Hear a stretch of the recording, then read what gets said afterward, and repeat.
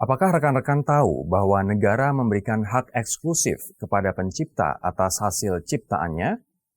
Ya, hak tersebut disebut hak paten. Apakah rekan-rekan tahu fungsinya? Mari temukan jawabannya di video kali ini.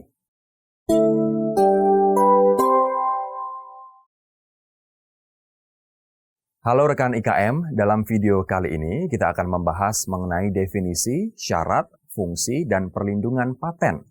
Maka dari itu, tujuan dari pembelajaran video ini adalah rekan-rekan diharapkan mampu memahami konsep dasar paten dan hukum yang berlaku. Tentu sebelum melangkah jauh, rekan IKM perlu terlebih dahulu memahami definisi dari hak paten.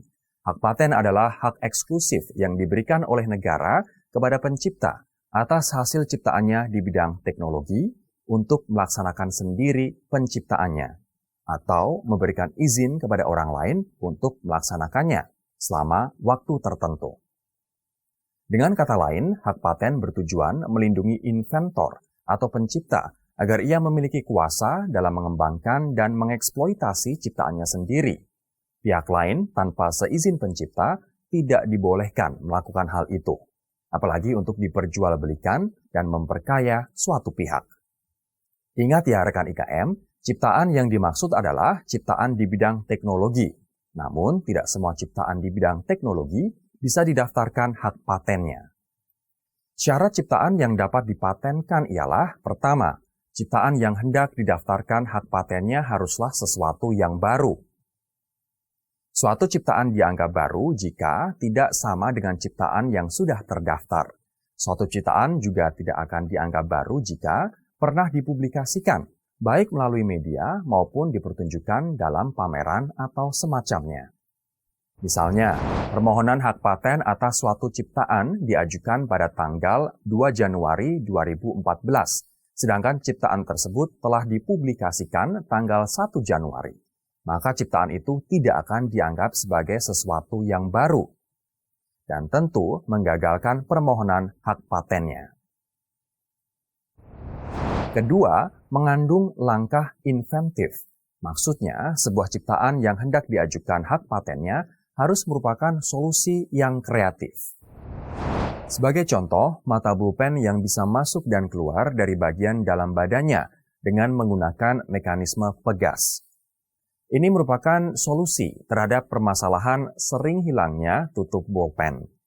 Jika hanya sekedar mengaitkan tutup ke badan bolpen dengan menggunakan tali, tidak akan dianggap sebagai langkah inventif.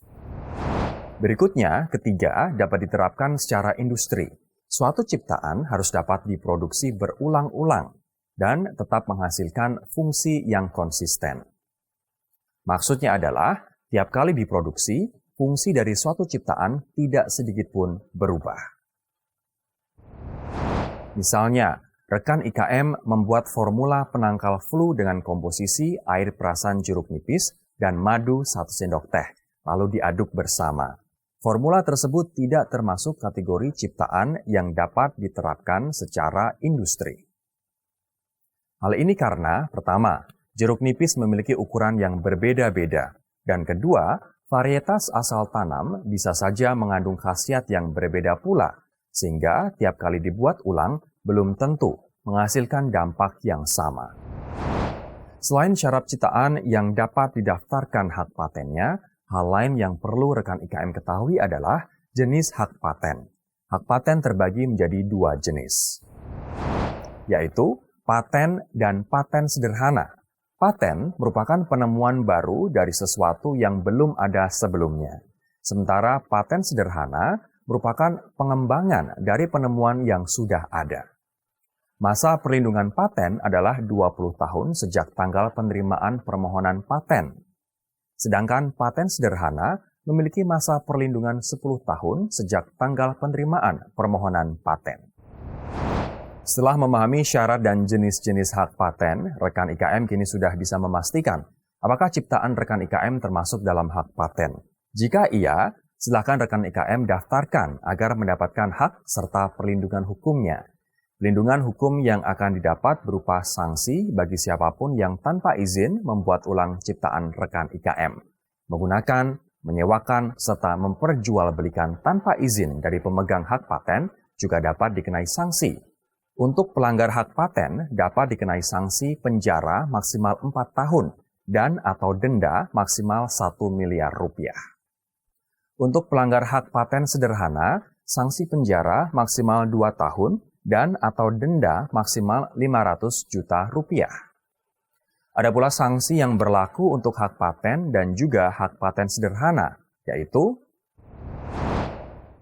pertama, pelanggaran yang menyebabkan gangguan kesehatan dan gangguan lingkungan hidup dapat dipidana penjara maksimal 7 tahun dan atau denda maksimal 2 miliar rupiah.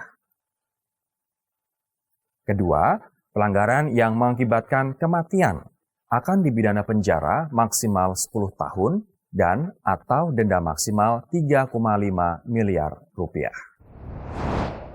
Saya akan beri contoh kasus agar rekan IKM lebih memahami batasan pelanggaran hak paten. Perusahaan Abadi adalah perusahaan kecap kedelai, begitu juga perusahaan Jaya dan Merdeka. Perusahaan Abadi membuat inovasi pada kepala botol yang didesain agar lebih mudah untuk dituang. Inovasi tersebut sudah terdaftarkan hak patennya sejak 2012. Pada tahun 2014, perusahaan Jaya dan perusahaan Merdeka menggunakan kepala botol yang sama dengan milik perusahaan Abadi. Perusahaan Merdeka meniru begitu saja kepala botol itu tanpa perubahan apapun. Sedangkan perusahaan Jaya memodifikasi kepala botol tersebut dengan memberi penutup untuk ujung kepala botol. Mengetahui hal ini, perusahaan Abadi yang telah mendaftarkan hak patennya sejak 2012 menggugat perusahaan Jaya dan perusahaan Merdeka. Persidangan pun berlangsung dan vonis telah ditetapkan. Namun yang dinyatakan melanggar hak paten hanyalah perusahaan Merdeka karena meniru persis kepala botol milik perusahaan Abadi. Sedangkan perusahaan Jaya melakukan pengembangan terhadap kepala botol dan inovasinya dianggap langkah inventif serta termasuk dalam jenis paten sederhana, sehingga tidak dikenai hukuman apapun. Nah, dari kasus tersebut, rekan IKM lebih paham setipis itulah perbedaan antara tindakan yang dianggap melanggar hak paten dengan yang tidak. Jadi rekan IKM sekarang bisa lebih berhati-hati. Sekarang kita akan melihat contoh-contoh penemuan yang bisa dijadikan paten. Apa saja ya? Gambar-gambar ini merupakan jenis penemuan yang bisa didaftarkan hak patennya. Produk-produk ini termasuk dalam kategori inovasi yang memecahkan masalah, khususnya di bidang teknologi.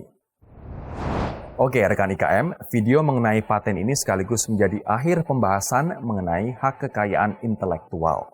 Rekan IKM telah mengenal hak cipta, hak merek, hak desain industri, rahasia dagang, dan juga hak paten.